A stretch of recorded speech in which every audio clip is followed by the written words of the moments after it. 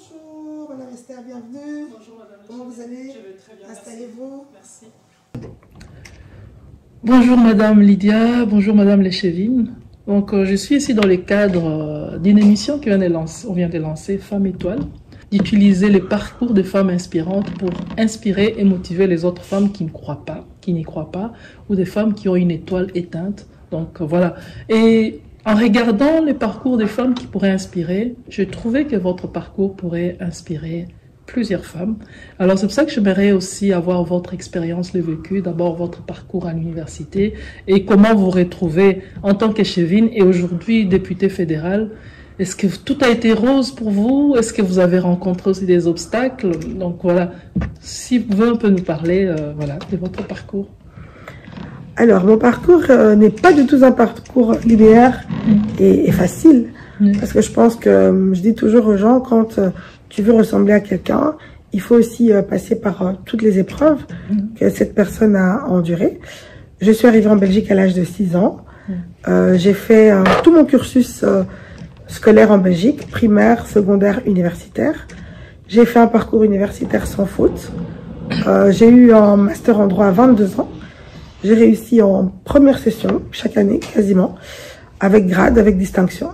Donc, je peux dire, je connais pas l'échec scolaire. Ensuite, j'ai fait un master complémentaire, toujours en droit international privé. Il faut savoir que le droit international privé, c'est l'une des disciplines les plus compliquées en droit.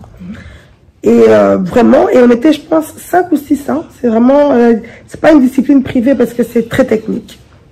Et je sors de l'ULP avec un master, très fière de moi. Je suis, je pense, la seule noire de ma promotion. Je me dis, ah, c'est super. Parce que, et puis pendant toute ma promotion, je réussissais bien, j'ai des belles notes, donc je dis, c'est génial. Et mes collègues envoient leur CV, ils sont engagés dans les plus gros cabinets d'avocats de la place. Puis je dis, ah ben oui, je veux aussi postuler dans les gros cabinets. Je pense que j'ai envoyé une centaine de lettres de CV, lettres de motivation. J'étais jamais bien.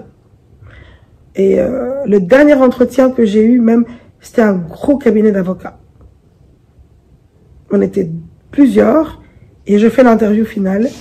Et la raison pour laquelle on me refuse, je la trouve légère et superficielle. Et je suis choquée. Je dis, mais je suis belge, j'ai fait mes études en Belgique. Pourquoi je peux pas trouver du travail directement comme une Belge? Et c'est là que je me décide de me lancer en politique. D'abord de militer. C'est quoi militer? Qu'est-ce que j'ai fait? Ben, rien de spécial.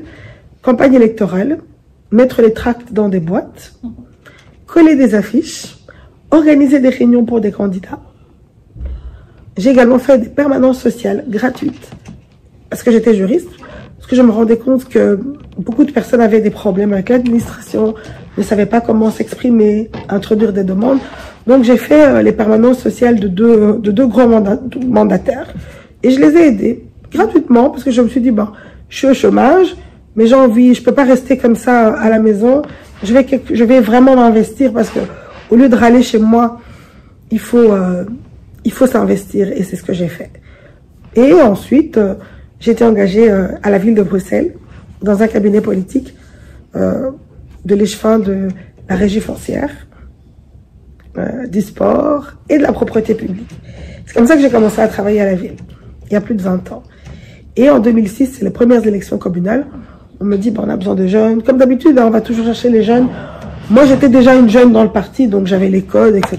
Donc, je me lance. Je suis élue pour la première fois comme conseillère communale. Mais après, le chemin n'était pas si facile. Toutes les élections qu'il y a eu en Belgique, j'étais candidate. J'étais candidate en 2007 au fédéral. En 2010 au fédéral. En 2009 à la région.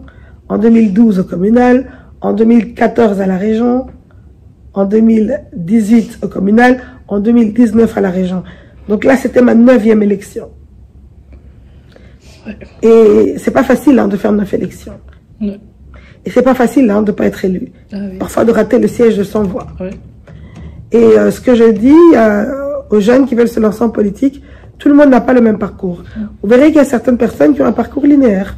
Première fois élu, première fois ministre, première fois député. Si vous regardez le parcours des autres et que vous voulez copier le parcours des autres, vous allez rater quelque chose parce que vous n'êtes pas l'autre. Et donc, du coup, moi, c'est seulement en 2020, après avoir été élue pour la première fois en 2006, c'est 14 ans après que je suis désignée échevine, donc dans l'exécutif de la commune. 14 ans. 14 ans, c'est un enfant qui est en 3e secondaire. C'est long, hein? Oui. Et mon défi, c'était que je venais quasiment mi-mandat et que il fallait qu'on voit que on m'a pas pris parce que je suis dans le quota, que je suis une femme noire et qu'il fallait des femmes. On m'a pris parce que oui, je suis une femme, oui, je suis noire, oui, je suis socialiste, je suis militante et je suis juriste. Donc ça veut dire que j'ai des compétences, donc je sais de quoi je parle. Et j'ai vraiment travaillé pour que on puisse faire un mandat exemplaire. Pour qu'on se dise que le Parti socialiste, quand ils disent quelque chose, ils le font. On avait promis un centre culturel congolais. Ça fait 20 ans que les associations le voulaient. On l'a dit, on l'a fait. On avait promis des loyers moins chers. On a créé la socialisation des loyers. On l'a dit, on l'a fait. On a promis du logement. On a construit 800 logements. On a promis des salles de sport. On a construit Cynthia Bolingo. On a promis des écoles. On a construit la Seine, Pagode. Donc, beaucoup de réalisations durant ce mandat parce qu'on avait promis des choses et on l'a fait. Et donc, après, les élections fédérales avaient lieu. Et donc, le Parti socialiste m'a demandé un pari qui était assez difficile. C'était 3e. Tout le monde se disait, oui, 3e, tu seras élu. Pas nécessairement. Hein. Pour être élu, il faut faire des votes de préférence. Il ne faut pas que quelqu'un qui est très loin sur la liste te dépasse en vote, sinon tu perds. Et puis les sondages disaient que le parti avait 3 sièges, qu'on allait perdre un siège. Et si on perdait le siège, c'était le mien. Donc du coup, c'était pas si gagné d'être élu. Et donc, je suis entrée en campagne avec mon bourgmestre qui a eu l'humilité de prendre la 4e place en se disant que lui, il allait apporter le 4e siège. C'était pas gagné non plus. Et on est entré dans cette campagne fédérale et je pense que on a vraiment travaillé sur le terrain parce que la gauche a gagné à Bruxelles. Divisée, mais a gagné. Alors qu'on disait que le Parti socialiste allait s'effondrer. À la région, on a maintenu nos 16 sièges. Et au fédéral, on a gagné un 4e siège. Moi, je suis 3e. Et j'ai cette chance d'être élue au suffrage universel direct et d'être la première personne d'origine africaine du Parti socialiste à être élue au Parlement fédéral au suffrage universel direct. C'est pour dire que quand on fait de la politique, il faut être patient. Et persévérant. Et résilient. Et je pense que c'est ce que j'ai fait tout au long de mon parcours.